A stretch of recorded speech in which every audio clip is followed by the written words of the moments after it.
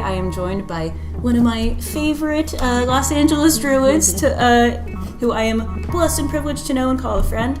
And today we will be getting into Druidry, public gatherings, group workings, and I won't spoil too much. And instead of introducing you and perhaps forgetting some things, how would you like to introduce yourself? Well, I'm Susan. I've been in ADF for, 9 years now, I want to say, and both as a solitary and as a Grove member. And currently I'm part of Raven's Cry Grove here in Los Angeles, which is how we know each other. And trying to contribute as much as I can to community. That's really been my goal for the last several years. I was a solitary for a while, and then COVID happened, and COVID really made me appreciate community and miss community, and realize that I'm not really doing my part when I'm in my room by myself. So I've really made an effort in post-COVID times to get out there and be a part of it. That's what I'm doing.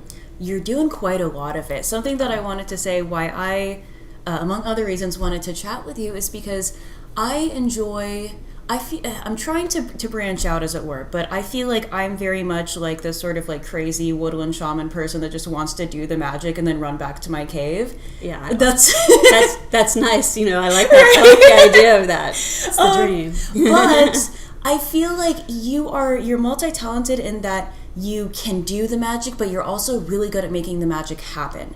And I am trying to beef myself up so that I'm better at logistics, but you have such a strong skill set that lends itself really well to just making things actually happen in real life. So I admire the hell out of that. And something that whenever I'm collaborating on rituals with you, I feel very privileged because it's on the one hand you know how to make stuff happen, and on the other you're very creative. You have a unique mind. You always have insight to bring to it. And to this day, some of the stuff that you've brought to the table with ritual, I've never seen done before, and still touches me. So I'm looking forward to chatting about it. Well, thank you. That's Absolutely. Very kind of you, and back at you. I enjoy doing ritual with you. You are one of the most passionate, creative people that I know. Thank you. And you bring so much energy and so much everything. Thank you. To the moment. So, it can't be replaced. You're one of a kind. Well, likewise, and that is what we're going to be getting into today. I never know how much. We'll figure out how much people want to be stared at intensely on YouTube. But I guess I'll go a little bit backwards chronological order. So both of us made the drive out to 8 Winds, yes, which was an official nDraioch Fein. My first that's a lie. I was going to say my first non-Raven's Cry gathering. I did go to Wellspring in Ohio, which was beautiful. It's my second non-Raven's Cry ADF gathering. And you gave a really fascinating, engaging talk with a little bit of a hands-on exercise.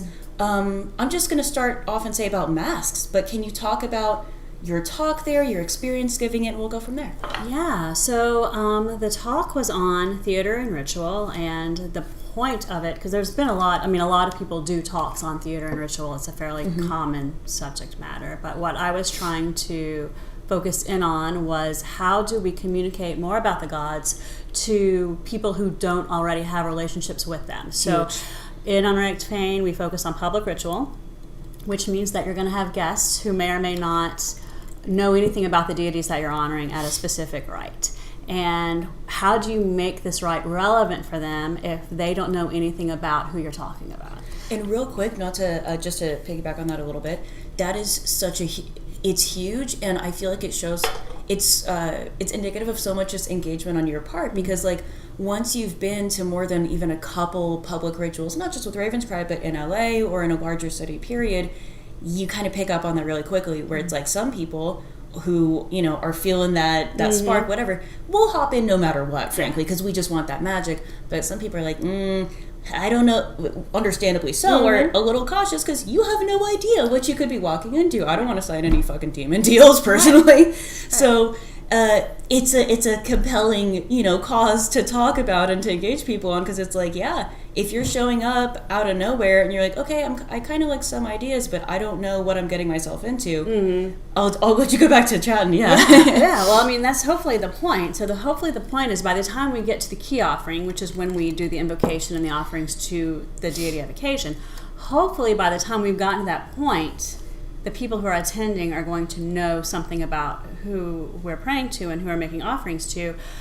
If they don't, I feel like that is a massive failure in the ritual. Right. And so the point of the talk that I gave at Eight Winds was to incorporate theatrical elements so that you don't have to do a long pre-talk before the ritual to explain everything in narrative, reading from a sheet of paper. Yeah. But instead, you can inform your attendees about your deity of occasion with things like props, with masks, with costume pieces, maybe with small skits or plays or songs that tell the story of sorry about that. All good. That tell the story of the deity, but in a more dramatic, poetic flair that lets you as an attendee tune in and feel involved and feel like this is a special moment, instead of a pre-talk where someone reads out of a binder what they need you to know. Yeah. Which I feel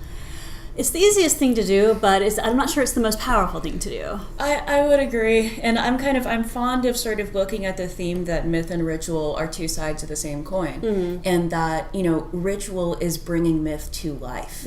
So I'm kind of a fan of like looking at how humans even learn anything. Period. How do we retain things?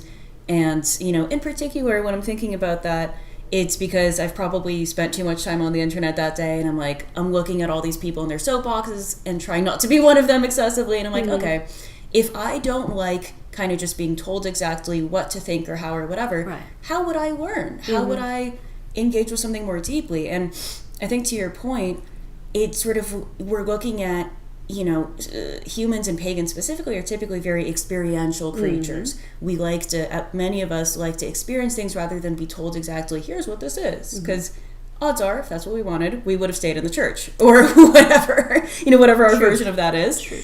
And I think that there's something kind of inherently interactive and immersive about like, how do I bring this myth to life? Which is really, at least definitely think what we're doing with ritual. Maybe other people have different goals. I think. Cool. Well, I think it's the goal of everyone. I just feel like maybe everyone doesn't have the toolbox they need, or maybe they feel like their group is so limited that they know about these tools but they can't use them. And that was part of. And it's funny. Every group is different. Like Raven's Cry does a lot of things that are. You do a lot of color-coded rituals where color means a certain things, and so we are able to inform and engage in that way by choosing to be a part of that. And it's funny because when I was giving my talk at Eight Winds and I was naming things like, jewelry or costume pieces like crowns or torques or colors, or I said something like, or if you have a really into it group, someone can dress as a satyr. And I'm not even kidding you, while I was giving the talk, one person was in the audience wearing a torque already. Another person was actually dressed as a satyr. So it's like, preaching to the choir in some respects, but even in that group there are other things that maybe they haven't thought about doing. And every group is different, so every group has like their group that their comfort zone of what they get used to doing. And the problem with comfort zones is that they're really good because you have talented people who are like, yes, I'm going to show up and I'm going to do this thing because I'm good at this thing. And great, because you need that. But then also you get in a place of just complacency, stagnancy. You're comfortable here, so you're not going to try anything new. You're not going to try anything different. And I don't know, I think that's what the wonderful thing is about theater and thinking about ritual as a place where you could incorporate theatrical elements is because you're going to, if you incorporate a new theatrical element that you've never done before, just doing that alone, even if it's one thing, you're going to shake up what's normal, and it's going to be something new and exciting, not just for the person who might be the one doing that part, but for everyone who's watching it, because they haven't seen, this is not a normal thing that we do here. This is a new thing. So even if they're not the one wearing the mask or using the staff, they're seeing it in a way they haven't seen it before in their group, and that's exciting. And hopefully it makes them approach worship and experiencing deity in a new way in that moment, because that's the goal. Absolutely. I think. And I guess right off of that, I would love to know what drew you to Druidry among all the variety of paths that you could have been called by, and what keeps you coming back? Well, it's funny because I was actually just talking about this last night. I was raised in as a Southern Baptist. So evangelical Christian, as evangelical as it gets. The church that I was in, you actually could not get in front of the church and speak, even to make an announcement, if you were a woman. You had to write down what you wanted to say on a piece of paper, hand it to a man, and let the man stand up and read it. Real quick, that's, for one, wild. For two, not to dwell on it, but every time that sometimes I get a little tempted to be like nice to Christians, because I see a lot of pagans, like being real, mean and trolly and reactionary, and being like, hey, we're so much better. Your God died on the cross. My God carries a hammer. I'm like, wow, that's a great third grade comeback, you dumb piece of shit. So then I'm like, you know what? Let's all. I would rather a sincere Christian than a fake New Ager. Let's be nice. But then we get the, your average Christian is not what I would call a mystic, and not really in depth. And it's always this like, Christ is king, like convert to Jesus, read the Bible. And I'm like, babe, most of us were raised with it. There's not, I would venture to say, there's not a single modern pagan who isn't intimately goddamn familiar with Christianity and possibly Judaism. I'm familiar with both because my father's a fundy Christian and my mom's, and I love both of them dearly, basically as fundamentalist Jewish as you can get without being Orthodox. Oh, wow. So I'm like, y'all, we've all heard it. Yeah. We've heard the pitch. So as you were. Yeah, so that's what it was. So I did that, and I was very, very involved. I even went out on mission trips. Like, I was super involved for a long, long time. Wow.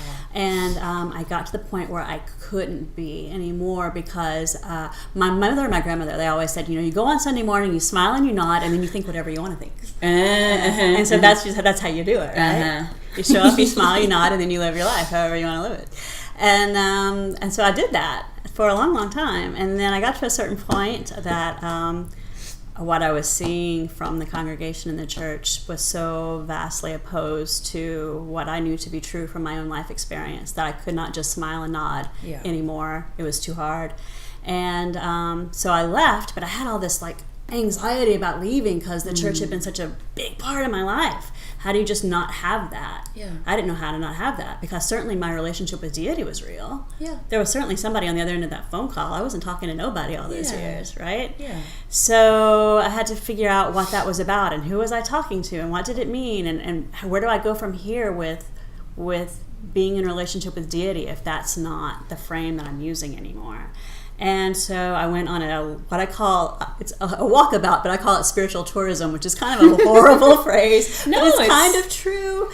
There's something to it. I've been, not to sidetrack at all, but I've been thinking lately about I think sometimes, because a lot of us went through a certain amount of bullying or let's say not friendly experiences growing up, whether that's for religious reasons, sexuality, identity, whatever it is. I think sometimes a lot of us, we get very defensive about our phases to the point that even if we've kind of obviously outgrown something intellectually or spiritually, we're so like, it's not a phase, Mom, that we like, wait. And I'm like, what if it is? Yeah. It's okay. Like, I've been a Satanist, Wiccan, Taoist, atheist for 5 seconds when I was 12, but it counted. Had a little what was the Quackman deism phase. And this was all as a teenager, but all of it informed my perspective now. 100%. So I believe in phases. I believe in a little, tourism isn't, I hear what you're saying. So it's kind of awful, but also I can't deny that's what it was because I didn't know, I knew I wanted something where I could be in community with other people who had a relationship with deity the same way that I understood a relationship with deity. And who are those people? I don't know. You don't know unless you go on a walkabout and figure it out. So that's what happened. Yeah. And I did everything. Every group you can name, every cult in Southern California, I've been a part of at some point. And I've done all the things. You name it, I've done it. Some of them I've done twice. And where I landed was in ADF because ADF, while it is hard polytheism, so we approach the deities as they are individuals with their own agendas and their own desires and their own plans. It is still orthopraxic and not orthodoxic, which means that the approach and the action is what's important to ADF and not the actual belief. So if my actual belief about who I'm talking to and what they are, if that's a moving target, and I'll be honest with you, some days it is a moving target, I don't feel inauthentic in ADF because I'm still doing the work. Even if today I'm 100% convinced that the gods are the hard polytheism version of the gods. They are independent agents of their own will. And then some days I think, well, what if it is really just my higher consciousness? What if it really is just an archetype? Sure. I don't have to worry about like days where I'm not 100% certain, because this is not a dogmatic path. Yeah. So it works really well if I'm not 100% certain some days. And if some days I'm absolutely certain, because like I said, I've had experiences with spirit that I can't deny, and they certainly don't seem like archetypes or anything that I would say in my own head. Yeah. But, and then sometimes, not to go down too far down this rabbit hole, you're going to be sorry you asked me this question. I love it. Because sometimes I feel like there are certain deities that I do have very deep relationships with, and I know for a fact that they are individual agencies. They're not some other thing. But then there are other ones that I have a different kind of relationship with, and I feel like they are maybe some other thing. And it varies, because I was, again, having this conversation last night with my girlfriend, and she said, but the deities that you think may just be archetypes because you've never experienced a more profound relationship with them, who's to say that person hasn't? Right. And that's just not you. I'm like, that's exactly it. Thank you for explaining paganism to me. Atheist. And she's not even a practitioner, she's right? Not at all. But she plays D&D, right? Yes, yeah, 100%. So they get it. Yeah. And I'm such a fan of like being, just kind of like loose and along for the ride when it comes to deity relationships, because why would all of them look the same? Right. And I was talking about this with a friend of mine, I call her Lawyer Barbie, last night, who is very much like a lifelong atheist, but we have really good conversations, because I'm just like, look, I consider myself theistic, all of it's real, but why don't we have deeper conversations around what real means? What, I feel like so much of the time we're suffering because we're carrying over like a fundamentalist idea of what, quote unquote, the gods being real, quote unquote, actually is. And I'm like, okay, let's real meaning what? That they're like out in a body somewhere, because I don't believe in that. Right. And I certainly, I would love to get into it respectfully with like pagan atheists sometimes, because that's something, it kind of drives me up the fucking wall, because I'm like, okay, no, those things do not go together. However, when I look at the definition that some of them are using, that they don't believe in like a corporeal, monotheistic, all-creator God, I'm like, me either. Right. That's why I'm here. Plenty of us don't. So I feel like that kind of doesn't need to be said in that way. I'm distracting myself. Now this is going to be a big tangent, which I'm super stoked on.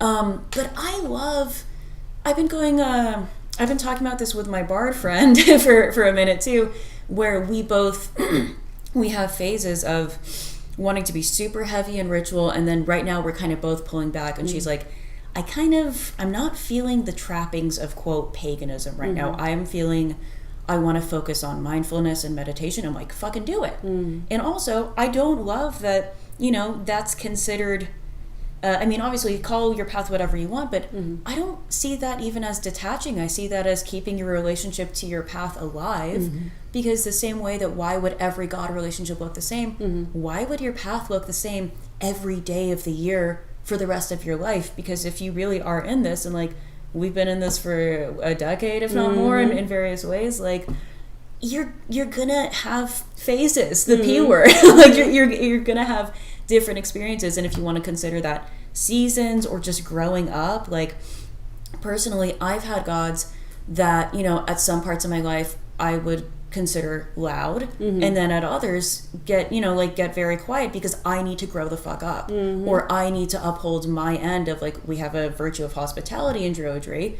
I need to uphold my end of the bargain, and I'm kind of not so good at it right now, so I need to focus on my skills in my life, and then we'll kind of circle back to each other. So let me pass the mic, as it were, back to you. Yeah, no, and I honestly, taking a break from ritual to spend some time doing mindfulness and meditation, I actually think that's pretty important, because, well, first of all, our paths are not constant. We're not like on some fire road that's going to look the same for miles and miles and miles. Where it's hills and valleys, it's nooks, it's streams and rivers, and it's a crooked path. Having a period where you're just going to sit and do mindfulness, you have to get to know yourself. Yes. And who you are changes. Yes. And who the world is changes. And your relationship with the gods are going to change. Yeah. So if you're like, I've reached a point in my life where I'm not sure that the practice that has served me well is still serving me well, and maybe I need to go back and figure out who I am right now before I re-engage.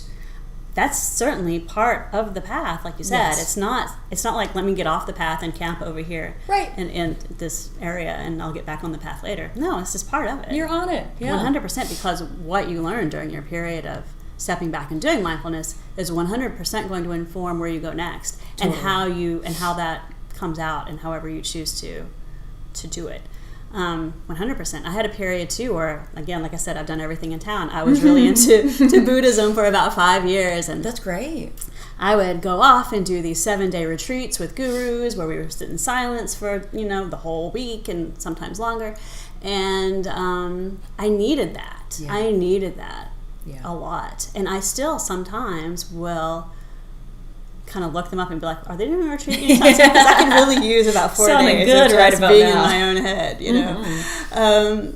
so I know it's super duper important. And then, like I said, our paths change, and we were talking about our relationships with the gods change and all of that, and I mentioned that I had been raised Southern Baptist, but Dionysus, which is who I'm devoted to, has been in my life since way before I realized that being Southern Baptist wasn't a good fit for me.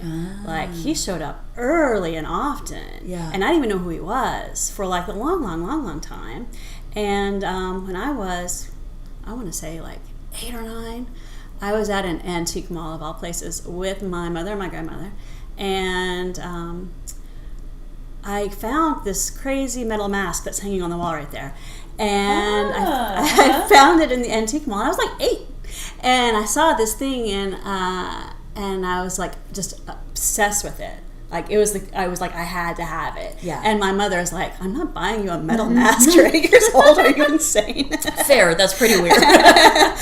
And my grandmother, who normally was not the, she's normally not the person who, she's not the type of grandmother who buys you whatever you want and gives you candy. She wasn't that type. Okay. She was more of the, don't talk to me, I'm busy flavor of grandmother.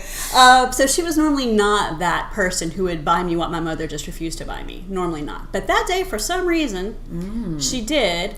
It's the only thing I think that she ever bought me the whole time that I knew her. And I still have it. It's right there. And I did not know for so many years that it was a Dionysus mask, because I was 8 years old, and why would I know that? How would you? Yeah. And, I found out much later when I was actually doing, hilariously, I've always loved it and I've always had it, and I was a theater major in high school and college. I was a big theater kid, and I hung that on every wall of every play I was in without even knowing what it was.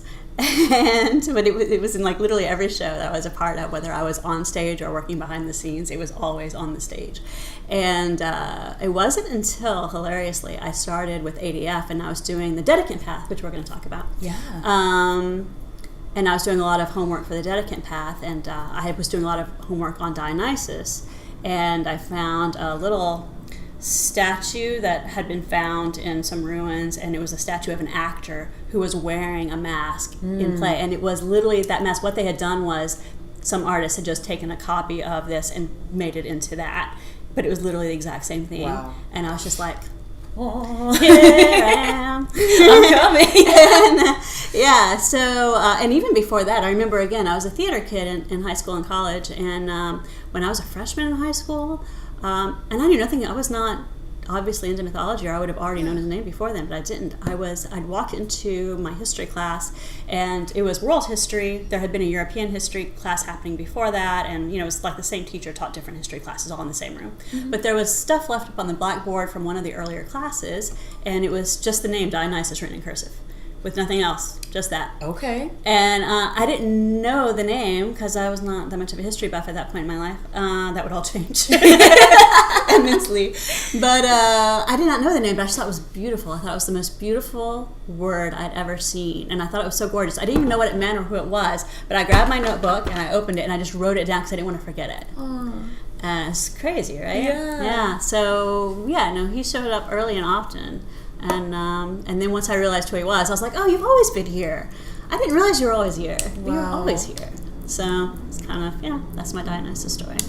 But about how, again, kind of loosely, because I went off on a tangent to end all tangents, but it sort of kind of connects back to what we were saying about how your path is your path, and it's going to look different at different points, but it's still your path.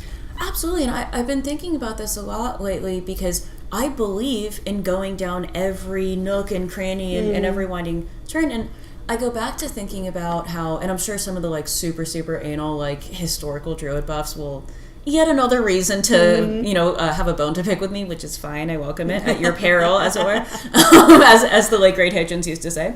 But I think about what at least our assessment of what we know about the OG druids, the historical druids, had their sort of training as we understand it, or as the Victorian antiquarian Yolo Morwing, I'm saying that so wrong, but it's not even his name, so whatever. Yeah. He sort of gave us the idea that the OG druids trained in the bard, ovate, and then the consummate, like, full druid phase. And something I like about that is that, there's an understanding that you're training, for one, basically the rest of your life you're practicing, but you're training for several years. And what it takes to become, like, a fully consummate druid is crazy concept. You focus on different skills and not for like a month, for years. And I love that because I try to look at that, and then I look at stuff like the Cauldron of Posey and the Song of Amergin and like how we know what we know about it. And becoming a bard, I feel like it's not just, we have such a impoverished view of what poetry is. I feel like in modern America and just society now, where it's like, cool, it's some cute rhyming thing on a Hallmark card. Absolutely not. Right. Like, my assessment of that sort of iteration of what it was to be a poet or a bard, you're not just memorizing epic poetry, which was definitely part of it. From how I read it, I feel like you're learning how to bring the community together. You're learning how to spin a yarn and like weave a story in a way that's compelling to people, that shares our experience across our lifetimes, and is also funny and also takes the piss out of like people in power. Which the reason that the bardic class got outlawed was because they abused that privilege so much and started like blackmailing kings to be like, if you don't pay me X amount, I will make you a laughing stock. And that was their power, among other things. So I love that, because I'm kind of having a moment of like, all right, my great passion, my love really is experiencing ritual. I would love to just be a full-time wild woman and just do that. But to get better at that, like I have like, things that I am good at already, but there's plenty that I would like to expand on. And one of those things is just more skillful communication. I don't, I'm ranting myself, but long way of saying I'm having a phase of being really, really into stand-up, because I feel like that's modern day barding. Like, and it's interesting to see both, forgive me, really good ones and also terrible ones, because you're like, oof, here's how you don't spin a yarn. Like, here's what people don't respond to. Right. And I went and saw my favorite comic last night, Tim Dillon, who ended up roasting me, which I loved. And it was funny because at first he was like, and mind you, make as much fun of me as you want. I don't care. I'm at the freaking Comedy Store in a collar and a harness, knowing that you might as well and that's fine. And he's like, there's this bitch in a dog collar over here, and I'm just like blowing kisses. I'm like, I fucking love you. And he was like, you know what though? She looks like she'll peg you, but maybe you need that in your life. I was like, that's right. And but just like I don't know where I'm going with that. I love the wittiness of it, and I love I think part of it is that it's interactive. And if you're some of the worst stand-ups I've ever seen, when they start bombing, they attack the audience. And I'm like, oh babe, if you're gonna attack the audience for one, like everything else, make it funny. If you're gonna be mean, make it funny. But if you can't, then you shouldn't be doing it. So I like it, to wrap it back to Druidry a little bit, because I like to learn, how do people that, there's no music playing, there's no nothing, it is you on that stage, which because of my history and ritual, like sometimes I just assume I can wing anything, I can figure anything out. But I had my first kind of, I've been calling it a flop moment. It probably didn't go as bad as I think it did. I spoke at DomCon, which is like a fetish convention for the best of the best, like industry professionals, serious lifestyle people, and I was talking about ritual BDSM, which I've taught before. And I experienced real stage fright for the first time, I think, in my life. And because I've never been, because in my head I'm like, oh, I've never been in front of this many people, but I have. When we're doing ritual, it can be 5 people to 50 people to more than that. But when you're in ritual, you're fully immersed, and I'm like, fuck it, I'm not worried about you. I'm doing this for the gods. I'm doing this for me. But when you're just talking, it's like, so I will never, I want to focus on the literal skill element. I don't want to rant about me, though. This is not the point. We were talking about something else. You bring up something. It's funny because I think about this a lot. This is how much of a geek I am. Are you ready? Please, yeah. Star Trek conventions, okay? We just opened a new door. I love it. Opened a new door to geekdom. I used to do Star Trek conventions in high school. I used to go to them like mad. This was back when Next Generation was in its actually on the air. Ooh, okay. I know, yes. It's not even, I was about to say OG, but it's not even OG because it's Next Generation. Really? What am I even talking about? But I used to do those conventions, and Brent Spiner, who plays Data, was at one of the conventions, and someone was asking him about stand-up because he's pretty funny on stage. Yeah. And they're asking him if he ever did it, and he said no, and I won't, because as an actor, if I do a show, a play, or a TV show, and it bombs, or if they hate my character, or if they hate me, then you can write it off to something else. Right. It's not, they didn't like the play, the writing was bad, it's the wrong genre for them. There's something else. It's not. But if you are doing stand-up and you're on stage and you're bombing, you can't really blame that on anyone else. Like it's you, it's and brutal. you got to take it because there's nowhere to pass it off.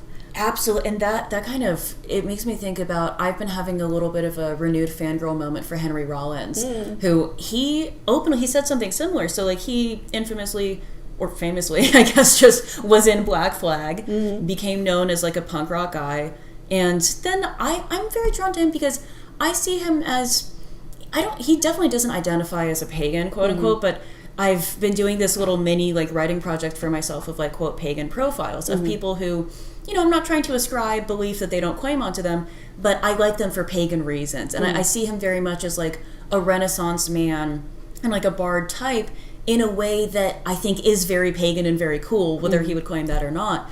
Because he does a lot of, he travels and does all these like historical element TV shows, whatever, and he does a lot of spoken word, and he straight up said like spoken word is less brutal than, I'm paraphrasing, but it's less brutal than comedy because you don't have to be funny. Or like if you are funny, it's a plus, but you're not expected to be. Right. And it's such a good point. I really, not to spoil anything, like I think I've mentioned to you, I want to try stand up at no stakes, right? Like at a freaking open mic at a cafe. I don't want to be famous. I just want to see if I can do it because to me, that's barding. And I'm drawn to, I like, it's deep, it's fucking humbling to feel like you flop, especially when like, I'm used to, like I walked up, maybe this was my downfall, but like I walked up in my cool like latex outfit and I feel super cool and I'm like, oh yeah, like this is my topic, I've done this before, and then I'm like, this is actually, I'm nerding out, because I've looked back and I'm like, I wonder if people were kind of expecting like, hey, here's like this, like here's how to make your sexy time sexier in a witchy way, and I'm like, actually listen to me nerd out about like the Jungian like mythopoetic narrative structure for ritual and how that corresponds on paper to BDSM in a way that is basically asexual. Like I didn't get into anything juicy really. I'm just like, I'm a ritual nerd. I love liturgy. I love just getting into he has this, Robert Moore is a Jungian psychoanalyst who basically broke ritual down to, what was it, submission, containment, and enactment. You're submitting to the process. It's contained within, like, he was a therapist, so it would be within the context of therapy or the boundaries of ritual or whatever it is. And then you're enacting sort of the recreating the world. And it's interesting to me to look at stuff like comparative mythology and Jungian psychoanalysts and stuff, because they often say things like ritual is recreating the world, and then you see the exact same thing in like Ornrath Fein's core order of ritual. And I'm like, yeah, that is ideal, I guess, what the fuck we're doing. That's what we're doing. So I am happy to pass the mic to you in general, but I had a few questions that I want to, this is to rein myself in, because we're both ranchers, which I love. I'll ramble all day long. One of the questions was, how do you conceive of the gods and what do they mean to you? Well, I touched on it a little bit in that it's a little bit of a moving target, but I definitely do have... That's going to be the episode title, by the way. I love that. The gods are a moving target. I definitely do have experiences and relationships that I can't deny or write off to being archetypes or my own higher consciousness or anything like that. So I definitely do believe in deities as having their own agendas, their own personalities, not physical bodies so much, but definitely that they're present and here in the world, and they want to be in relationship to us in ways that benefit both of us. That's how I conceive of them. Again, how that it's a moving target because there are other deities that I have never, even though I make offerings to them on the regular and I feel devoted to them. Gaia, Earth Mother, is a prime example. I make offerings to her on the regular. I'm devoted to her on the regular. I have a statue of her over there on my shrine. But I've never had the sort of back and forth relationship with her that I've had with, say, Dionysus or with Hestia.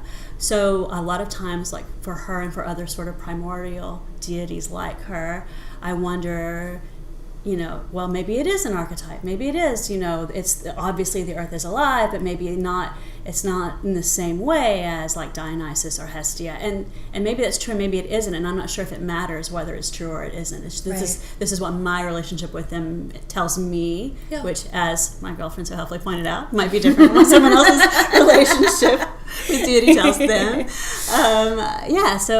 So that's how I see them in the world, and that's how I relate to them in the world. And I've had relationships that I wanted with deities that has not worked out. We've talked about this a few times. Yep. And then I've had people like jump out of nowhere and be like, "Hi, I'm here." Right. So it definitely, if they're willing to make themselves known to you, it's worth making the effort to be involved with them, even if it doesn't fit sort of any kind of paradigm. So my main practice is Hellenic, but for reasons that I don't quite understand, Odin shows up all the time, and I don't know why he does, but he does. and so, but it's worth it because he's making an effort to show up, so I should therefore make an effort to have a relationship with him, even though like my very organized, like wants to have rows and columns kind of brain is like, but he's not Hellenic, so I'm not really sure why he's here. I can't fit him into my very nice organized grid that I have for myself. So I can't answer that aspect of how that works because I do not know. But because there's no part of my practice that I think speaks to him in any sort of way, but I can't deny that he shows up. So that's all I have. I don't know. It's a big question mark. Moving target. Yeah. I mean, I honestly, like, this is my, if you want to call it woo-woo, this is one of my most just plain and simple woo-wooiest opinions. I think that, me personally, I believe that the deities that call out to us do it because we are magical beings and they are real to the degree that, non-corporeal beings are real. And this is such a funky thing to kind of dissect, is like, before I even get into my opinion, I acknowledge and respect, and understand that people get into this stuff, whatever that is, for crazy concepts, very different reasons. And some people are, looking to experience myth coming to life, as it were. Some people are just looking to, it's not really a choice, we just are magical creatures and need to engage with magic. And I would, semi-humbly consider myself in that category. But I think some people are they're looking for, I love to talk about the topic of initiation in the modern world and how like a lot of us feel like there's a lack of that in present day society, and we're seeking that out. And people have different ways of doing that, because unless you're Christian, unless you have a very specific cultural path to that, a lot of us don't have a frame of reference or reference point for that. So I think some people are, my most charitable interpretation of this is like looking to sort of bridge the gap between them and maybe their past and their ancestry or whatever, with spirituality. And they're looking to sort of connect with the past in the hopes that it will inspire their present. And I think you get into territory that I don't relate to say the least, when it becomes purely ancestral. Because I'm like, for one, I'm a fucking mutt, right? Like, how am I that doesn't even make sense. It's like, okay, I would be simultaneously Jewish, Zoroastrian, like everything. Like it doesn't make sense. You would have to be a level of quote unquote pure that doesn't really exist. It never did, and it never existed. It never did, and also like doesn't fucking matter. Like it doesn't matter. Something I want to get into again is years ago I got really frustrated by that whole perspective. And someone sent me a dumb comment for being Jewish, which is the single time that I've ever gotten a dumb comment on it, so it's not the end of the world. And I was like, you're fucking dumber than a box of rocks. Like, it sounds like you're jealous. Anyway, but I wrote something about how, if you put pedigree before practice, the best case scenario is the gods fucking laugh at you. Yeah. Worst case, they decide to humble you. Because again, I do believe they are real, and that shit does happen, whether people acknowledge it or not. Because I'm like, okay... Odin, for example. I knew someone who talked about a family member of hers who had gone to prison and gotten involved in like Aryan Brotherhood type stuff and got not just a generic white supremacist tattoo, but a specifically Odinic tattoo. And she's like, he's a god of wisdom. Like, if you really believe in this stuff, do you think a god of wisdom would co-sign the fuckery that you're up to? Right. His life went to hell. Which, I'm sure there's many factors for that, but I don't think that the Odin invocation helped. No. So this is a long, winding way of saying that when it's pure-hearted, when it's respectful, I respect people that are simply trying to like get to know their own heritage better. I don't think there's inherently anything wrong with just that. Yeah. But that's not what I'm doing. And I think that for the magical beings among us, the gods that reach out to us is because of our energy, and that's me being woo-woo as fuck, but I believe in that because it's real. I agree with you 100%. Hopefully that made sense, by the way. It does. It makes total sense. And I think that a lot of what draws people to paganism is their heritage, or something they're trying to latch onto. People, especially in the United States, labels are so important. People feel like they need to belong to some kind of a tribe. There needs to be a label that says, I am this, I belong to this group of people, because we are a country of just everything. And I think that when people are trying to find their identity, sometimes that's how they try to do it. But what happens? But what happens is exactly what you just said. It doesn't really work out that way in reality. It didn't work out that way for me. When I first came to paganism, I thought I was going to have a Celtic pantheon because I have an Irish and a Scottish background. So I was like, well, so I'm going to be Celtic. Clearly. And it didn't work out for me. They did not give me the time of day. Never have. Never have, never will. I've accepted it. I've moved on. And danced with the one that brought me, which was Dionysus, right? That's who's been yelling at me my whole life. So pay attention to the ones who are paying attention to you. Word, and I will say, like, I feel like not to just bag on them too hard, but what strikes me, negatively about people that are ancestrally obsessed is you're not paying attention. Crazy concept. If you do believe that this stuff is real, all of the different pantheons, hearth cultures, whatever you want to call it, they have different flavors. And the sort of Nietzsche type in me is like, when we look at religion functionally, that's a people's way of telling us what they value, what their virtues are. And the Celtic stuff works for me. Like, I'm sure, like, on my father's side, I'm primarily, like, Celtic descended. Right. But also, like, my mom's Persian Jewish going back forever. She'll talk about how we're a little bit Russian because there was, like, one Russian guy because someone got tired of arranged marriages with their first cousin, which I don't blame them for, but it doesn't make us Russian. Anyway, but I fuck with it because, for one, I will just say the Morgan has been around with me forever. Like, also sort of before I knew exactly who she was, but also because it just on a conscious level, their focuses, like the sort of flavor of that practice, it tracks for me. It resonates with me in a way that, like, I find Zoroastrianism fascinating, but I do too. And I think it's so cool, and I would love to. I've been meaning to actually. There's a Zoroastrian temple in, like, this part of the valley that I want to check out, but I haven't. So, anyways. I think the pitfalls of obsession on something as highly specific as that, you're missing out on the actual experience of what those branches of magic even are. So anyway, but you were that's it. You're missing out. You're missing out on the actual experience if you're trying so hard to pigeonhole it. To this little corner of the world because you think it helps you with a label, which I think ultimately is what people are going for. They're going for the label. Yes. Because they're trying to figure out who they are. Yeah. But when you become solo focused and singularly focused on trying to label yourself, you're missing out on the rest of everything.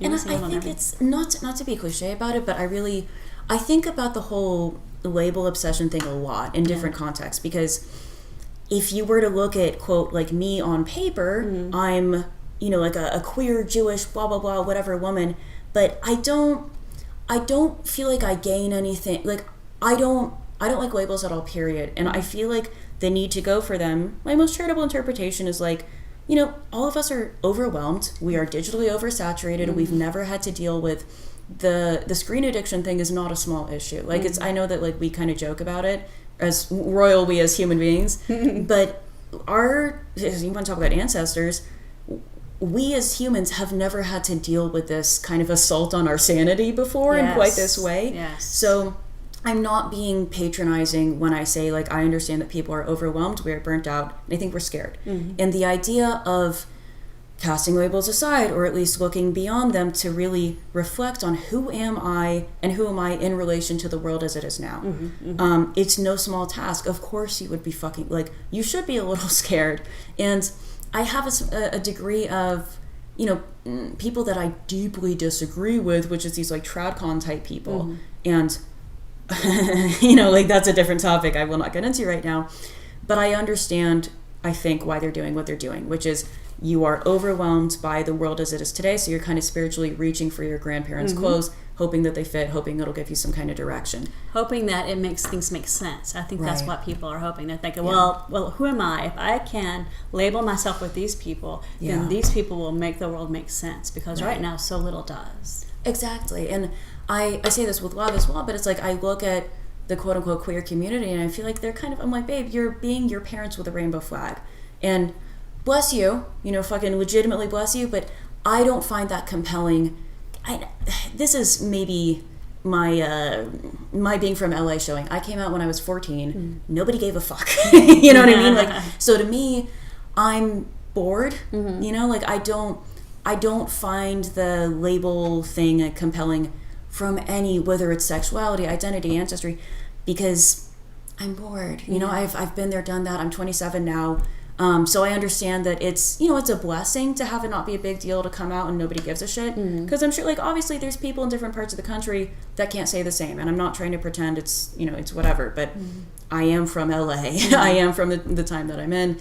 And so for me, it's just, I'm not looking for that. Yeah. So. And it's a mark of maturity too, that you're past that. I mean, I think that it is part of the road through maturity to get past the point where you need a label to identify you. And I think that, I think we have a lot of arrested development as far as maturity goes in the world today, because we're so saturated by things all the time. Yeah. We think we have to conform to this or conform to that, or everyone has to like us or we're canceled.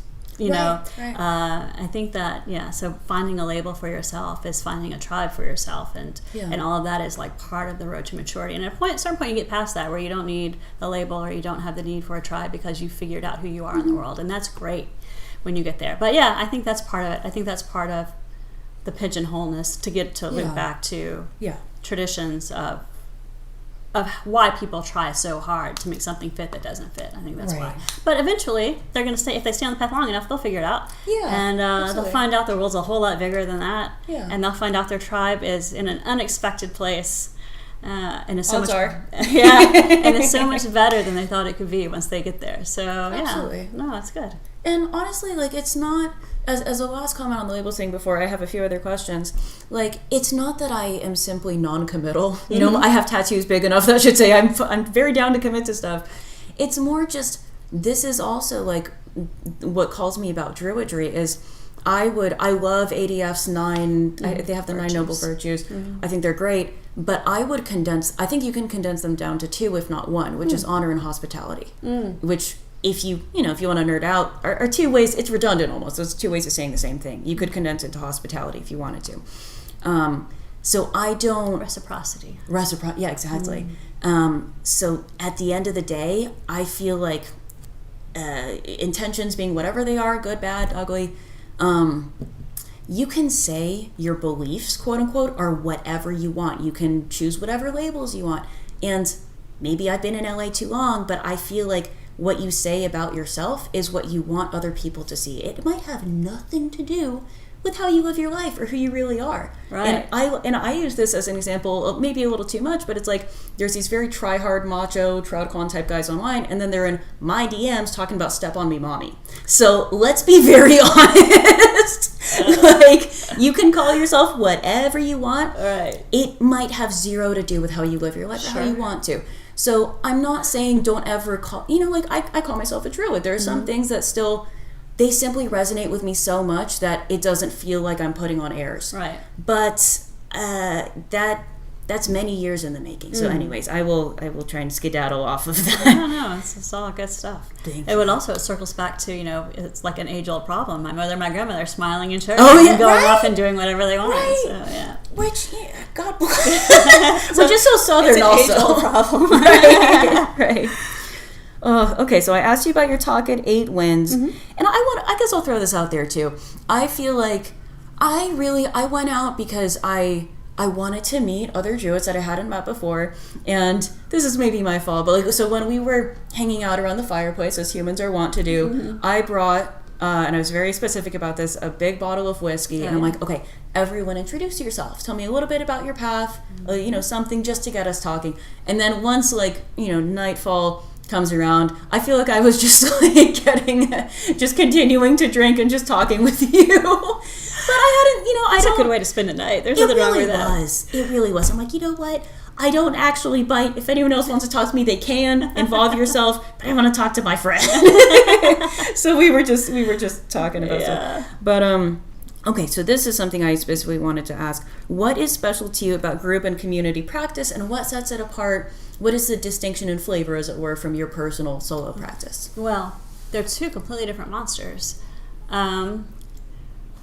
It's going to be obvious what I say, but I'll say it anyway. To me, maybe. I can't say this is true for me, it might not be true for anybody else. When I sit in personal practice,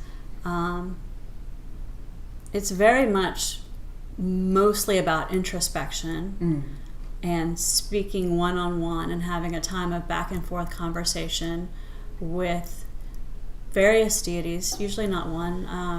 In my daily practice, I have 4 deities that I give offerings to and that I speak to. Yeah. And it's not like I'm giving them their offerings and then speaking to all of them at once. They each have their own separate time, and however long that takes is how long that takes. Yeah.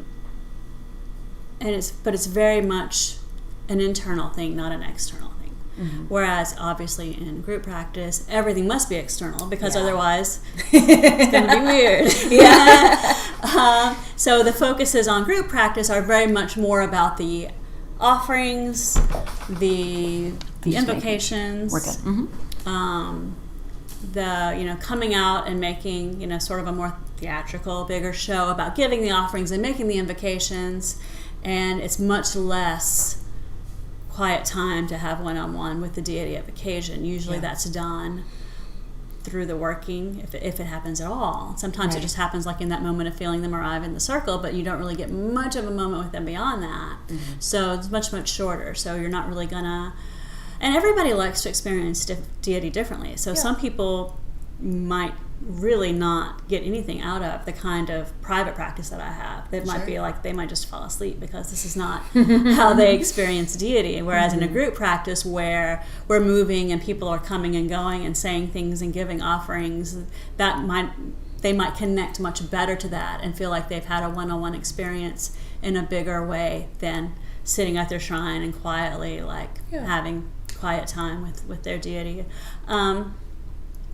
But I think that's the difference. I think that for me, that is the difference. My time alone in private practice is very internal and very quiet and very devoted to one-on-one conversation. Whereas group practice, it's all about, we are here together. It's more like a festival. You have to think of it like a festival. Like we are here, we're going to get together, we're going to have a good time, we're going to raise some energy, we're going to give some offerings, we're going to give some praise, we're going to connect to deity, and we're going to celebrate this moment in the wheel of the year. and yeehaw, let's do it, right? I love it. So that's the difference, yeah. Beautiful. Quite. And can I, and feel free to disregard, as I said, but something that I'm curious to ask all the practitioners that I speak to, and you especially, is what would your logistics aside, if all the logistics could be accounted for, you had all the, the ways and the why fors and whatever, what would your dream ritual be? Okay, so well, I mean, as I've said, I'm a Dionysus girl, so I feel like that blank kind of fills in itself. Yeah, that's fair. Which, you know what, not to insert myself unnecessarily, but I will hopefully circle back to you in a few years, because I do assume that I'm reading you correctly-ish. I want to, that's kind of a passion project for me as well, where like I want things to reach that level, but I want it to be for, hopefully not to sound arrogant, the quote right reasons. Right. Because that's such a struggle, is like I don't want to be too up my own ass, like, and be I've learned that nerding out too much doesn't translate always as experientially for people, but also I don't want people just showing up because they're like, ooh, kinky sexy time. Right. I'm like, bitch, get out of here. You're ruining everything. Yeah. Go back to the dungeon. Literally. Yeah. So somewhere in the middle where it's like people that want, like, because that's... Well, you have to be there for the right reason, because if you're not there for the right reason, then you're messing up the energy, and if it's ritual, then the point is to connect to deity. The point isn't just to like get it on. It's to connect. Is to connect to deity. And then I'm self-conscious, and then I'm totally out of it. I'm like, let's get out of here. Yeah. But not to. I mean, okay. Like if you wish to say anything more about it, feel free. If not, I have read. I don't know. You know, sometimes we read things, and I don't know if it's true or not. But I have read. I found an article years ago about a group. I want to say they were in Louisiana. I might be wrong. Who have an active Dionysus temple, in which they do this, like, I guess as a regular thing, and they allowed someone to like come in and write about it. Ooh. And they're like, okay, so here's someone who is not a part of this group that is writing about this group. And it hit like literally every box that if I were like going to be like, this is my dream Dionysus ritual, this is everything that I want to have happen, like they clicked every single box. And I'm like, is this real? Because I have a hard time believing that they found this many people who are there for the right reasons. But I mean, when I read the article, it felt like the right reasons. Like what was being described felt like the way it should be, if the right energy is being raised, if everyone is involved for the reasons that they should be, as opposed to other less high reasons. And it was like, so it can be done. It's possible. Somebody out in Louisiana is doing it. But that sounds like the right place for it. That's true, it does. But I think about that a lot. I go back, I save that article, I go back and I read it a lot when I feel like, I don't know, LA might not be the right place for it, but someone's doing it. So it's not a fantasy for somebody. Absolutely. It's how they get it done. So not to ingest myself unnecessarily, but like I told you what my personal dream ritual would be for like me, not totally solo. I would want my very, very close friends there. Something that I've been thinking about for the past few years that feels like a connection between the Hellenic and the Druidic, which it pleases me to know did very much exist. Like the ancient Celts and like I think they were just like traveling traders or whatever, exchanged ideas. But I'm so drawn. I think I like mysteries, period. But the Eleusinian mysteries, obviously, so it's such a good mystery that we don't know too much about it. But I love, I haven't shaved my head, but I've got an actual labyrinth on there. I would love to try and key into the spirit of something like that if we have no way of replicating it. Not that I would want to, but I think it would be so cool to do a druidic Celtic Hellenic combo, if not with the deities, then with the spirit of the law, as it were, because that's, I don't like, there's something to we're talking about like silence and like more meditative stuff. I feel like it would be such an interesting thing to try to bring to life. But I think it's going to take me another couple of years to even, like, some of this stuff takes so long to come out. So I think don't give up on your stuff just yet. Because I think some years, they take years to cook. Yeah. And for, not that I want everyone, whatever, maybe I don't care, in my business, my dream personal ritual is I want to do hook suspension. And it struck me a few years ago. So I was having like I had a sort of triumvirate of like goddesses that I considered patrons at the time. One of them I very much still think that. The other ones I still revere, but kind of like you said, maybe they just honestly don't show up for me as much anymore. But it was the Morrigan, Lilith, and Freya. And Freya is very in and out for me. Like, I used to be more heavily, I felt inspired by the Nordic stuff. The Celtic, what I like about it is already in the Celtic path, so I'm like, I don't need to triple dip quite this much. Individual deities, maybe. But I was taking a period of several months to just hone in on each of them individually, because I'm like, why am I constantly trying to rush myself and make everything happen at the same time? So I felt very specifically for one of those goddesses that I wanted to give, blood and pain and ordeal, and I saw it as very initiatic, but I was like 22, 23, and I think I literally I wasn't old enough. I hadn't been through enough life yet, and the logistics of making something like that happen are not simple. I'm probably uniquely advantaged to do that in LA because there's people that do that, but I want to be in a certain environment, I want to be in a certain location, and finding somewhere private that meets what I see in my head is a little difficult because I don't actually want to traumatize random passersby. And even more than that, I care a little less about traumatizing them than I do about, like, don't interrupt my fucking ritual. Right, exactly. How dare you? Right. Go cry somewhere else. Yes. But anywho's, where am I even? Okay, what is your dream ritual? And if anything, what would you like to set apart more time for magically, and why? Well, what I'd like to set more time for in my practice is magic, because I have a very dedicated devotional practice. Yeah. And, and I do a lot with public ritual because of ADF.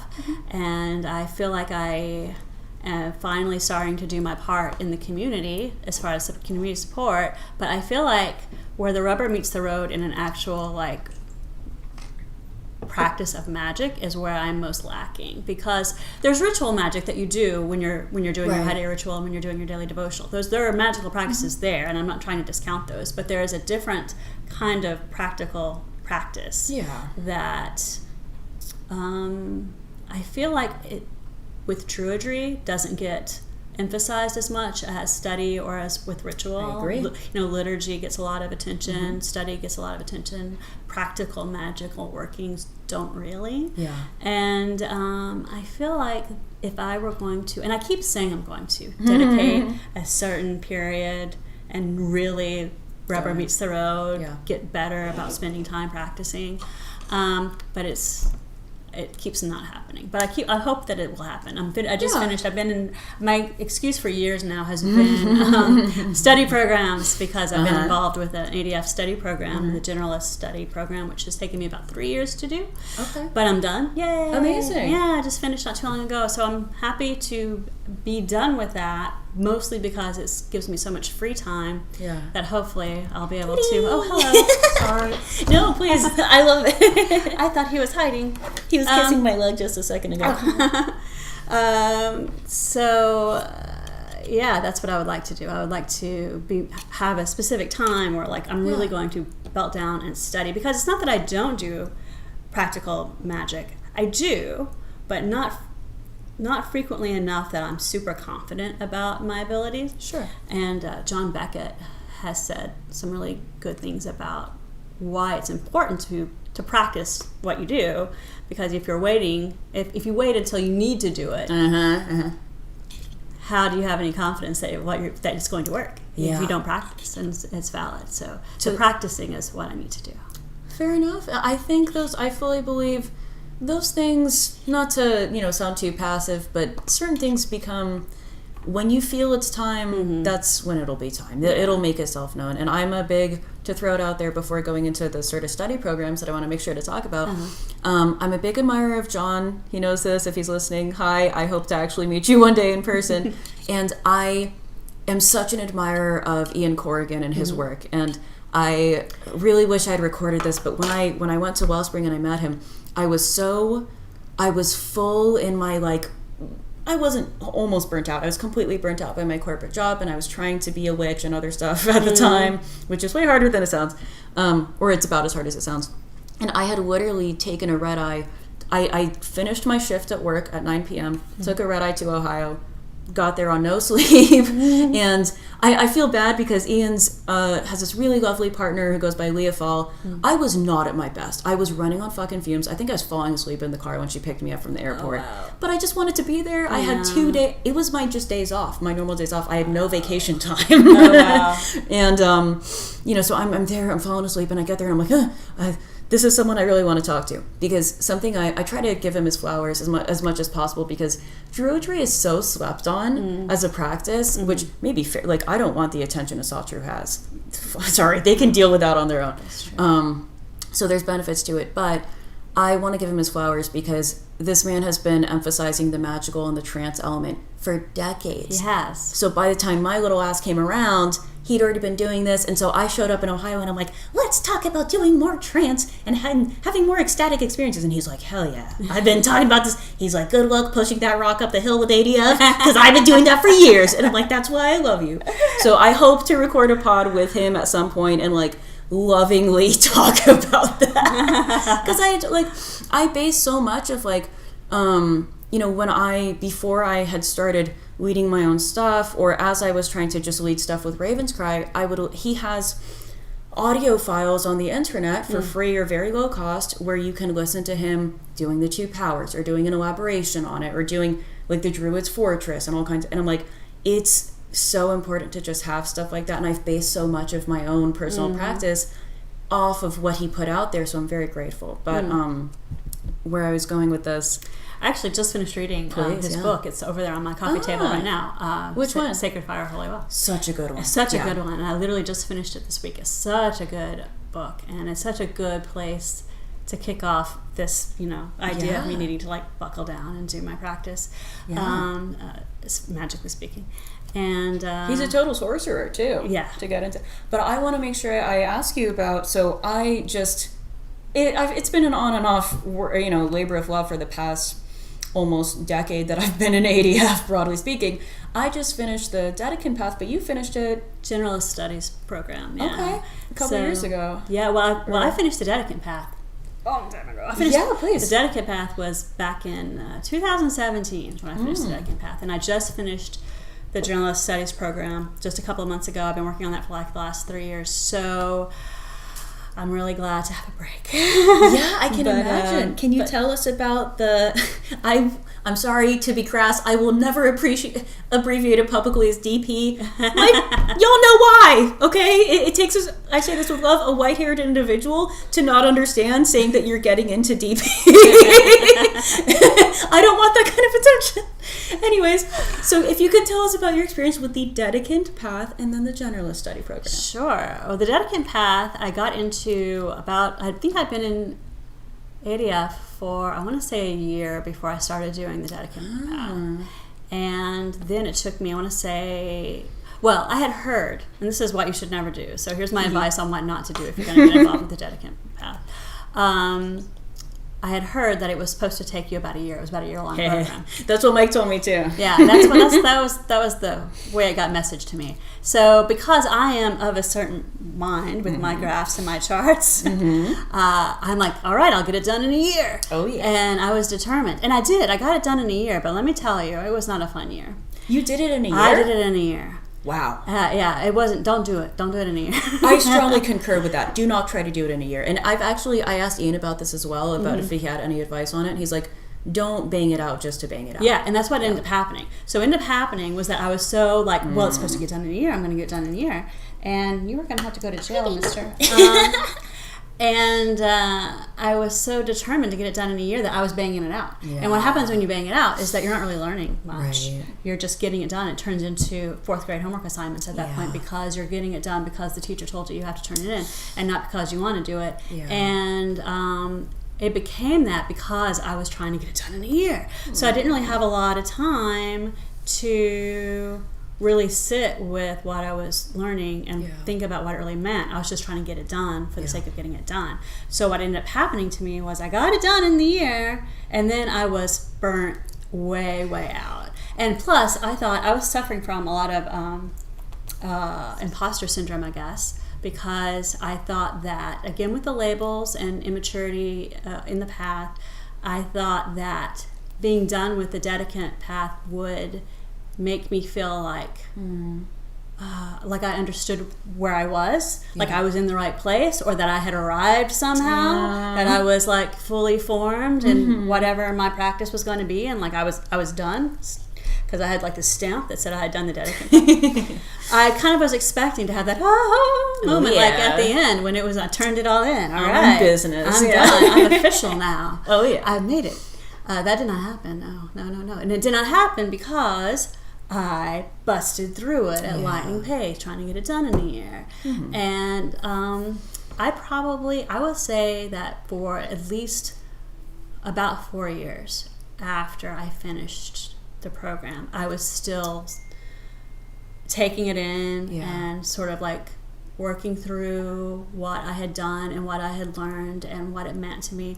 I was still sort of digesting all of that and taking it into my body 4 years later, which is just such proof that I should not have rushed through it and knocked it out in a year just because I was told I should do it in a year.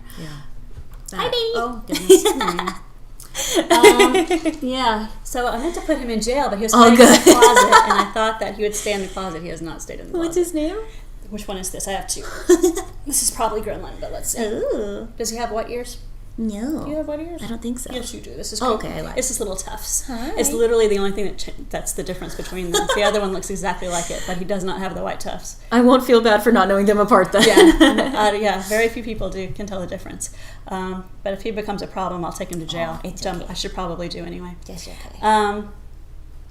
He was hiding in the closet, so I thought he'd be good. But I definitely don't suggest doing it in a year. I definitely suggest taking your time with it, really taking it in as you do each step. And what's nice now, which is not the case when I was doing it, is that now you can submit each portion, a section at a time, as you complete it. I saw that. It's nice. When I did it, you had to do it all at once. Wow. And which was one of the reasons why I was like, I thought it was going to be this experience because it's all done and here's my stack of things. My magnum opus, Whereas if back then I had been able to turn it in a little piece at a time, it probably would have felt less like I had to do the whole thing. Sure. Or maybe not. I don't know. I'm such a box checker. I'm the worst box checker. If you tell me there's a deadline, I will white knuckle it. Totally. And it doesn't matter. So it might not have mattered at all because I'm this kind of person I am. Well, there's so much to it. And like the deceptively, simple aspect of it is that some of it, I'm fond of the idea that simple does not mean easy. And, some of it is very, foundational, fundamental, maybe basic, not just druidic, but pagan knowledge of like, okay, write 200 words on your idea of the wheel of the year, on each Samhain, Lunasa, blah, blah, blah. And sure, like if you've been practicing for, maybe even a minute, then you can probably spit out a decent iteration of what that means to you and, have some relationship to reality of what that means. But, and also, I don't know if I'm misremembering this or crazy, but I feel like when I started, so there's a few different elements. Just to break it down for anyone listening who is not familiar, the Dedicant path, I stand by it as like a good primer for developing familiarity with what the hell you're even doing and what ADF's version of a druidic path is even based on. And it's like, okay, whether you want to call it the Wheel of the Year, it's the 8 high days that modern pagans recognize. Get off my ass with the Reconstructionist stuff. It's what we recognize. There's, what is your relationship to, in ADF they call them the kindreds, the powers that be, PTB, as I'll say, that I shamelessly stole from Angel because I think it's a good iteration of it. It's the gods, nature, spirits, and ancestors. It's what's your relationship to nature. And it's kind of like, it's the basics of just like, what are we doing and why? And that stuff might be simple enough to bang out if that's what you're inclined to do. But for me at least, and I'd be curious like for you, what your thoughts on this are, what really took me the bulk of the 8+ years that it took me is just like, there's an aspect of, meditate regularly for at least, when I started, I thought it was 6 months. Now it seems like it's 5. Oh. And I'm like, hey, fuck you. I had to do 6 months. I'm positive I did 6 months too. Okay, yeah. So they've lowered it, which I disagree with. I'm a huge gatekeeper. Because in this kind of stuff I believe in. Because also, who cares? Why not give yourself the time?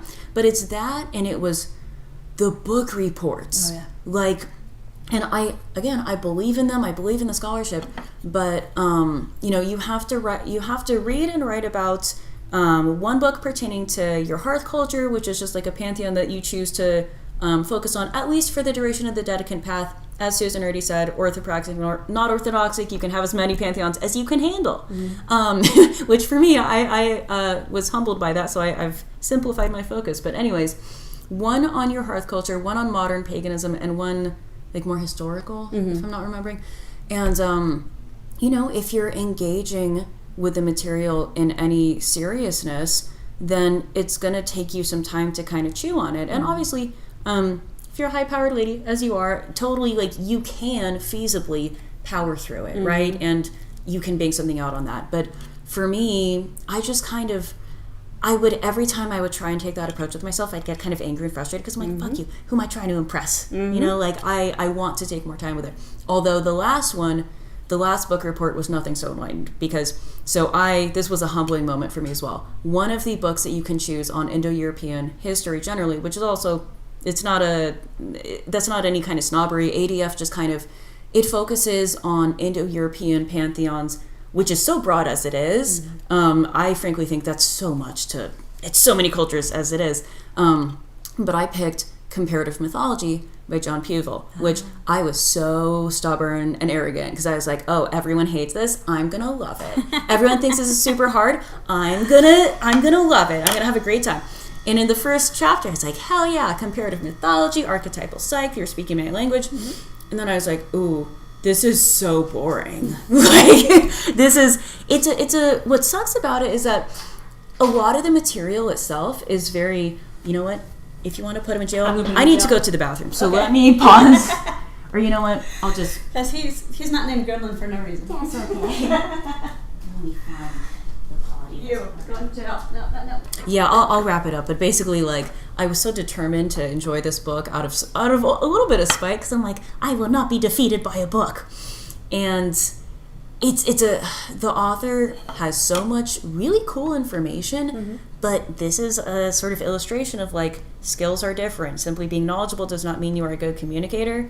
And no disrespect to the author if they're even alive, but, like, it really bummed me out because it was like sifting through a fucking box of rocks, and occasionally there would be like a little golden nugget. Like something that I loved was he sort of in the chapter on like Celtic magic, whatever, he talked about how sovereignty is more of an obvious functional priority for them than virginity. Like explicitly said that there's nary a virgin in sight. It's more of like these Amazon type creatures, and like they care more about being sovereign. It's like, that's cool. I would like to see more of an elaboration on that, and not just like, here's this story and how it correlates to this, that, and the end. And I'm like, maybe this is my problem because I love the topic, but it was written so insufferably. So I understand now why everyone had a hard time with that book, as did I.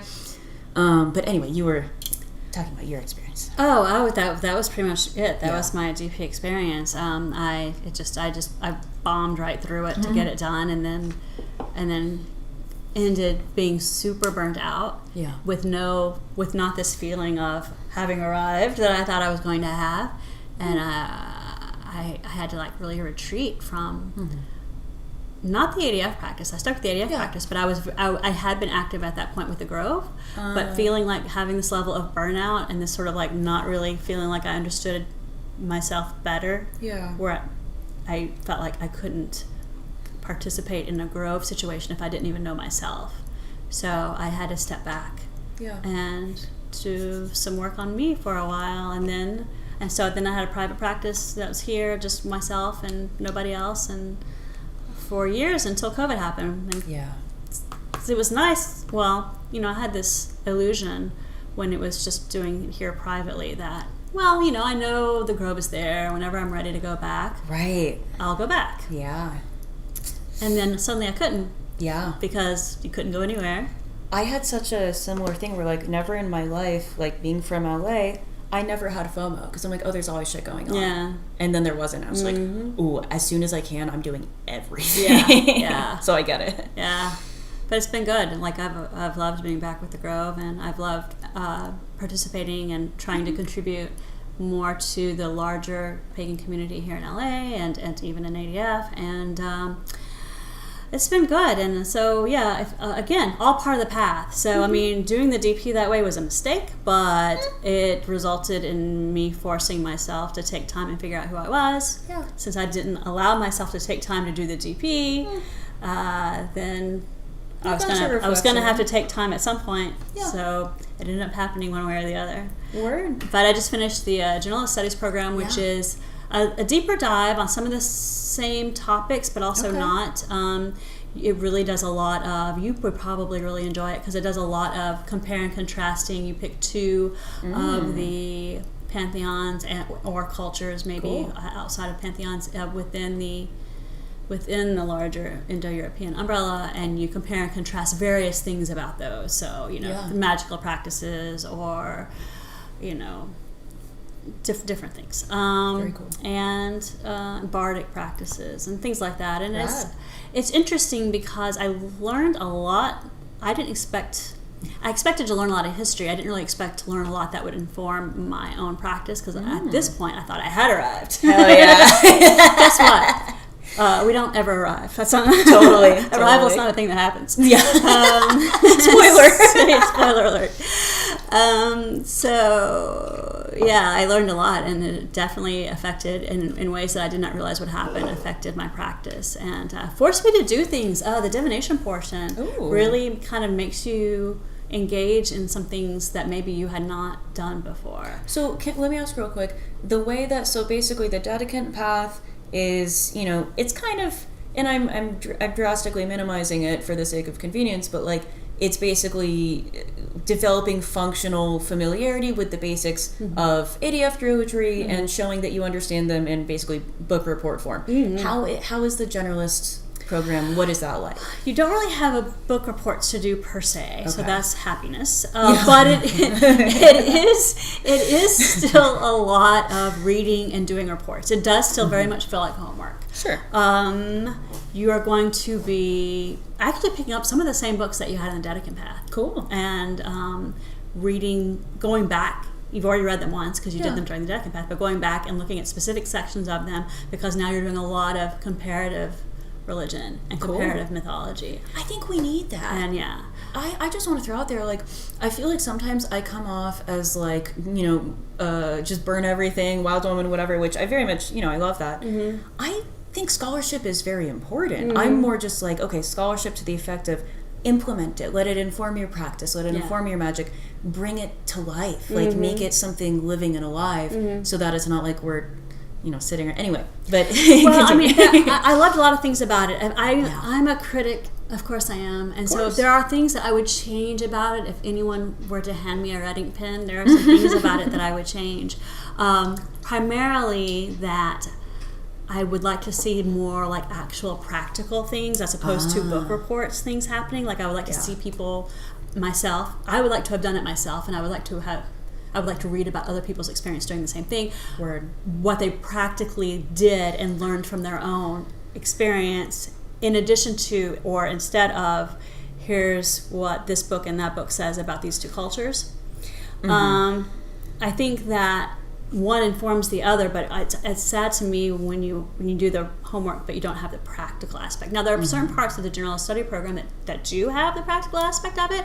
The languages part, you really have to really get familiar with an Indo-European language. Cool. And it caused me to take a 3-month class on ancient Greek from this guy who teaches at Yale, who is giving, and we used the Greek magical papyri as our textbook on how we were basically, and so it was amazing. It was the hardest thing I've ever done in my entire life. Dang. But it was amazing because I left that course with an entire page of things that I pulled out of the Greek magical papyri that I can now use in ADF rituals if I wanted to, and knowing how to say it and understanding why the sentence works that way. And so a very practical, very actually I'm going to use this piece of paper as opposed to here's a report on two things that I may never look at again. That course, the language course was so much more valuable to me than some of the other ones. I would like to see more things like the language course happen, where you're going to end up, yes, it's study and it's work for sure, but at the end of it, you're going to have this thing that's you're actually going to want to keep and use going forward. I would like to see more of that. Absolutely. I think honestly, this is the struggle of wanting to do public anything group or community related. I think a lot of the time people get so concerned about scaring people off by seeming gatekeepery, by having homework requirements. Yeah. But the fact of the matter is, you are anything you do is going to put somebody off. Yeah. And I think that the same way that at first when I wanted to go back to doing podcasts, I was like, I'm worried about making the conversations too long. Maybe people will get bored. I'm like, fuck it. I'm doing this because I'm hungry to be spoken to like an adult. I want long form conversations. I want more than, TikTok. I want something that's more than 20 seconds, right. Lukewarm and ankle deep. So it is a little scary in a sense, but where I'm landing, and mind you, I'm taking my hiatus of doing anything leadery for a minute, and I have other spiritual commitments I'm going to focus on. But when I inevitably go back to doing my own thing, what my position is, I want the people that want the homework. I want the people who want to live it. But my responsibility, I feel like on my end of that is I'm going to make it sexy. I'm going to make it fun. I'm going to make it so it's just as experiential as it is homeworky, quote unquote.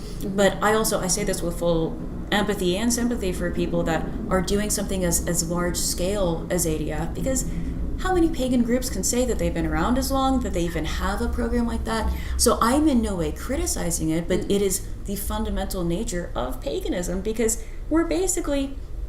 I love that people are drawn to community, and that's important. But by its very nature, we're a bunch of, little cults running around that operate at the same time. And maybe we come together sometimes to do ritual, and I think that's ideal for the record. If I wanted to be in the church, I would be. I don't believe in consensus, actually. I love it when people disagree with me passionately for sincere reasons. So I think of myself, if I'm in this sort of, a wild woman that likes to read, camp, but also likes to get naked and light things on fire and blood and whatever. I want to, I like knowing that there's a camp of the, maybe more structure-y oriented people, because then when it comes to a lunasa or a ritual where it makes sense, I want to collaborate with them. I want to put our heads together where it makes sense and then go back home and do our own thing. Yeah. I think that's great. So I bring that up just to say, in the role of study and becoming and cultivating our practice in the modern day, I do want to thank you for what you said when I finally finished mine, over close to a decade after starting it, is you were this is a huge thing that you've done for yourself in your practice. Take some time to appreciate you. Do something nice for yourself, which I really appreciated. Because it's not that's what you, there's a degree of, loneliness you inherently bite off when you do disorganized religion. And that is, even when you have your initiatic whatever moments of whatever variety, nobody else might even know. Nobody else might even care or know what it means to you or care. Right. And so I really appreciated having that recognized. Well, good. And I hope you did do something good for yourself. I did. Yay. Thank you. Yeah, you have to celebrate it. And I made sure to tell everybody at Raven's Cry. So we have you on the list now. We have a list that I saw completed. It was so cool, and it was both less and more people somehow than I thought. I think it's just under 200. It's 159, 100 something now. So close to 200. But I guess I'm such a fan of, I don't know how this plays out in ADF, because as long as I've been involved, I haven't dipped my toe into this. I like the idea that there's different guilds with different focuses. And that's kind of ideally, I think I'll always be affiliated with ADF somehow. But I love the idea of having a guild that or whatever, Grove, that goes off and does it wild style. Yeah. Because there's a way to do that. Sure. But I'm right. Well, and the different groves, even now, have such different personalities. They spun off ultimately to do their own thing, but ADF did have a grove in San Diego. They still exist. They're just doing their own thing now, but they were part of ADF for a long time. And they, a smaller group of people, but all also similar to Raven's Cry, very, very scripted, the way that we are. But they took inspiration from a TV show. and had, they would use, whereas we tend to use the Irish Beashiali, they would use a phrase from this TV show because it meant something to them and they all liked it and evoked a certain feeling from them. That's and sweet. And the feeling is where the energy's base is out of. So if that's what it takes to get you there, do it. And for someone who was just walking in, for me, and it's quirky and funny, and I would like smile every time it would happen. But that's because that's the culture of this group, and I'm an outsider for them. But do you know what TV show? Yes, I kind of don't want to say because I don't want it to be. I'll tell you later. Okay, thank you. I'm so curious. I don't want to get like comments about them. Fair. But I'll tell you later. But it meant something to them, and they said it. So. So for me it was quirky and odd, but because I was an outsider. But then I also have done online Zoom rituals with a couple of other groups that are here in our region in Colorado, and their entire focus of their entire group is the local spirits. So when they do their May 1st High Day, they don't call it Beltane, even though that's what it is. They call it the Mountain Fertility Festival because they're engaging with their spirits of the Rockies because that's where they are. Yeah. And what does fertility mean when you're in the Rockies? And that's amazing. They're not doing anything else. And then there's another one also in Colorado who do not script anything. Hell yeah. Whoops. Almost knocked my tea over. Do not script anything at all. They just literally are like, all right, drums, lights, go. I love That's it. the whole thing. I love it. it. And so when I was on there as a guest via Zoom, they got to a certain part, and the senior druid said, and who wants to take this part? And nobody said anything. And they're like, Susan. I'm like, I'm just a visitor. Hey. I love that. There are no visitors. There are no visitors. Hit it. And I'm like, okay, here it goes. That's so cool. Because they see their grove as very shamanic in nature. And that's how they approach all of it. Is that way, and but they're every bit ADF as Raven's Cry, who couldn't be more opposite to that. It all exists. That's what's wonderful about the core order, is that that's the thing that we all have in common. We might not have the way that we express our ritual, it might be expressed completely differently, but the core order is what makes it so that I can go to the San Diego group, and even though they use a different phrase than Raven's Cry, I still understand what it means and why they're doing it, even if it's it's unique to me. And I can still go to the Colorado group, and even though they're dealing with not really any Indo-European deities, they're dealing with local spirits, I still understand what's happening because of the core order. So it's nice. It really is, and I fully utilize it, and I was so tickled. Like earlier this week, I got a text from one of the really cool people that's come to a bunch of my primal druidry stuff, which I appreciate because this guy and his wife, they're driving from like 4 hours away, and I was like, look, I'm flattered, but I'm telling you, start your own thing. That's the whole spirit of what I'm doing. Like, it's not special because I'm like, this is not about me. It's it should suit the need that you recognize or that you feel. So you fucking do it. But, I understand to it, like, he's newer in his practice and he's like, I'm just not there. And I'm like, okay, I appreciate it. I sometimes I comp them like, gas or whatever, because I'm just like, please, I appreciate you coming. But I got a text from him, because people know I'm kind of stepping away for a period of time, that he finally started, he's like starting a gathering, he's doing his own thing, and he's like, could we talk about like just how to do ritual? And I'm like, fuck yeah, but also zero, when I say I believe in gatekeeping, I just mean give people occasions to rise to, give them challenges, but not actual fucking gatekeeping, that's bullshit. And I'm like, literally look at the corridor of ritual, because the stuff that I have loving commentary about with ADF, I still utilize it all the time, and you can make it suit your needs, but I fully believe in like structure exists so that we can branch off of it, in my opinion. Like I'm fond of saying that history should be a trampoline, not a restraint system. And that's kind of how I feel about the core order, because that's the beauty of it. If you sort of like don't, that you want to do something, but you don't know where to start, it's like, okay, it's not like you must, at least in my mind, it's not like, oh, a ritual needs these things in this exact order in this way to be good. It's more, okay, rituals that are achieving something tend to have things in common. So the simplified Robert Moore of like containment, submission, enactment, at this point now, like 10 plus years later practice, that's all I fucking need. I'll do that. But if you're earlier in your practice, I I will always have such a soft spot in my heart for Raven's Cry because that's where I learned to do ritual. And it was helpful for me when I was, literally 17 to have the script and to have the order because I'm like, okay, cool, this is where this goes, whatever. So now I'll do it on the fly. But of course, it helps to have something. So I was like, zero gatekeeping, here's what I base my shit on, here's where I started. Read the core order, read the Archetype of Initiation by Moore, go have a young phase if that helps you. It's certainly, I am still in my young phase. But I think it's awesome to just have that foundation there. So, and it tickled me. That's what I want to see is people have your own cult in the most neutral way possible. Have your own thing. We can, support each other and collaborate from our distances, as it were. 100%. So I guess I'll end on this kind of note. Can you tell us about the online rituals you've been doing? And you really do so much for the community. I want to recognize you for that. I don't have the patience. Well, I try. I don't do nearly as much as other people. We have other people in our group who do way more than me, but I'm doing what I can. Plenty. And right now, what we're doing is for the ADF Southwest region, which makes up 6 states, we're doing online high days. So on the Saturday closest to the high day is what we've been doing.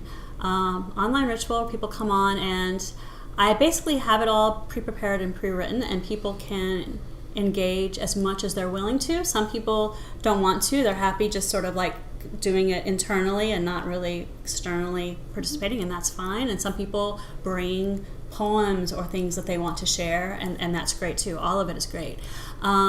We try to do a different pantheon each high day because the region is so large, and I don't really know, there's no way to know or to do something that pleases everyone or works with everyone's personal practice.